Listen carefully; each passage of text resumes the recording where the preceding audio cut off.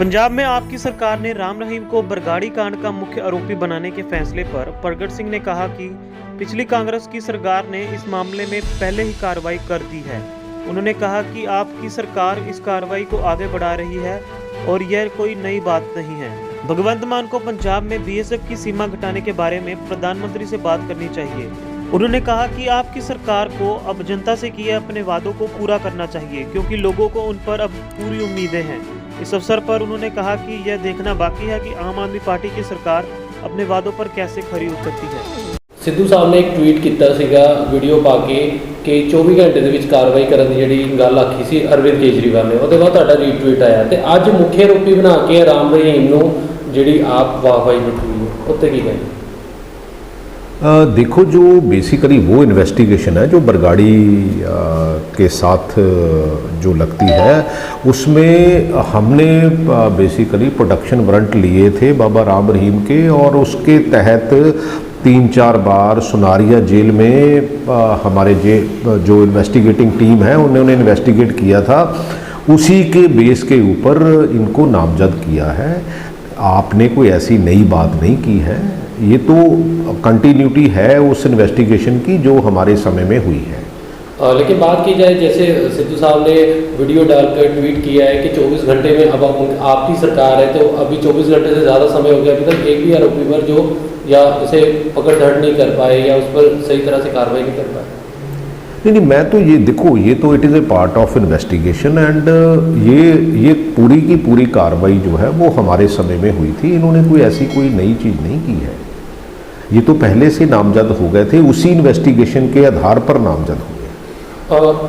आम आदमी पार्टी के जो मुख्यमंत्री भगवंत मान और अरविंद केजरीवाल ने पहले गारंटी दी थी कि अगर उनकी सरकार आती है तो जो कर्ज है वो उतारे जाएंगे, पंजाब के लोगों को सहूलियत दी जाएगी, लेकिन आपकी सरकार आने के बाद अब वो केंद्र से सहायता मांग रही है।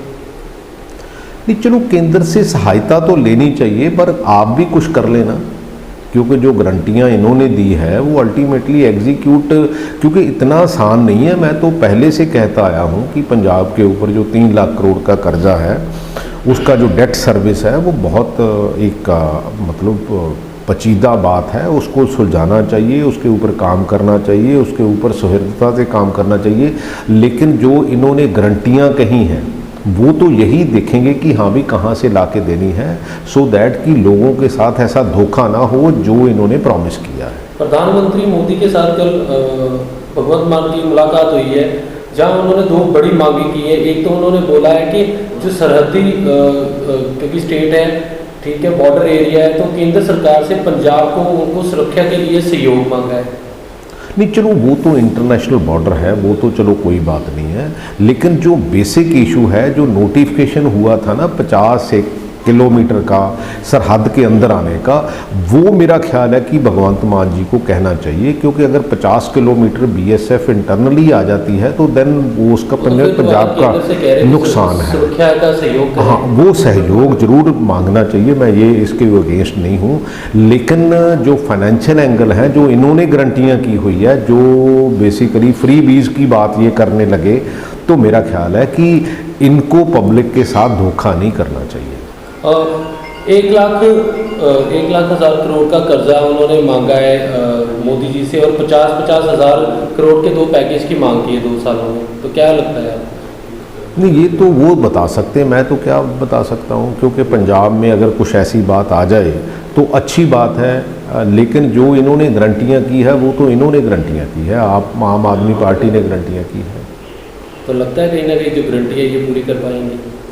ये तो अभी, क्योंकि अभी इट इज़ टू अर्ली कि ये क्या करेंगे, कौन सी पॉलिसी, माइनिंग पॉलिसी क्या होगी, इनकी एक्साइज पॉलिसी क्या होगी, करप्शन है, इसमें कोई दो राय नहीं है, सिर्फ टोल नंबर देने से करप्शन नहीं ख़त्म होती।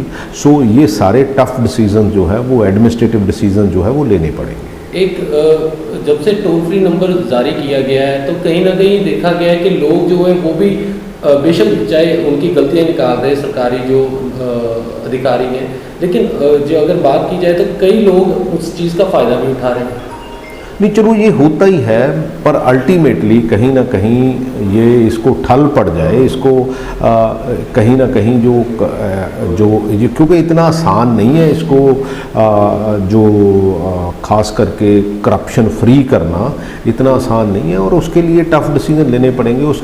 उसमें ब्लैक शीप्स बहुत हैं, उनको पहले हाथ डालना पड़ेगा, तब जाके मैसेज आएगा। ये नहीं है कि आप कांस्टेबल या एक क्लर्क है या एक कोई छोटे लेवल का अधिकारी है, आप उसकी वीडियो बना के डाल दो, लेकिन जो बहुत बड़ी बड़ी फाइलें पड़ी हुई है उसके ऊपर टफ एक्ट करने की ज़रूरत है।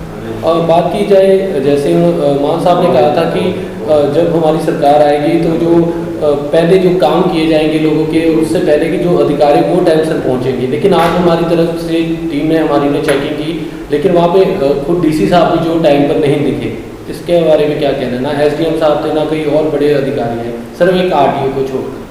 ये देखो, ये सारी चीज़ें होनी चाहिए, आइडली होनी चाहिए। कई बार क्या होता है, कोई मीटिंग्स होती हैं जहाँ, बट हाँ कल्चर ज़रूर बनना चाहिए। मैं इसकी फेवर में हूँ कि ऐसा कल्चर बनना चाहिए, सो दैट कि आम लोगों को असुविधा ना हो, सुविधा हो। उनके असिस्टेंट से हमने बात की, यहाँ जो कर्मचारी बात कर रहे थे, कई कह रहे थे कि वो बीमार हैं, कई कह रहे हैं कि वो फील्ड में गए हुए हैं, कई कह रहे मीटिंग। तो मैं तो ये कहता हूँ कि टफ डिसीजंस की ज़रूरत है। ऐसे सिर्फ कह देना कि हाँ भाई ये नंबर दे दिया है, ये पहले भी नंबर बहुत, मेरा ख्याल है मैं 90 से सुनता आ रहा हूँ कि हाँ भी वो करप्शन फ्री नंबर दे दिया। करप्शन फ्री ऐसे टोल नंबर देने से करप्शन नहीं रुकती। आपने भी भगवंत मान को ट्वीट करके कहा है कि जैसे आपके भी इलाकों में जो आम आदमी पार्टी के जो कार्यकर्ता है वो दबाव बना रहे हैं, तो ऐसे कई पंजाब में और भी ऐसी कई, मेरे हल्के में ऐसी प्रॉब्लम नहीं है। को वो जो कुछ छुट पूंजी होते हैं ऐसे, जो जिनके पंजाबी में उनको पभक्कड़ बोलते हैं ना, क्योंकि जब लाइट निकलती है ऐसे निकलते हैं, वो आहिस्ता आहिस्ता अपने आप ठीक हो जाएंगे।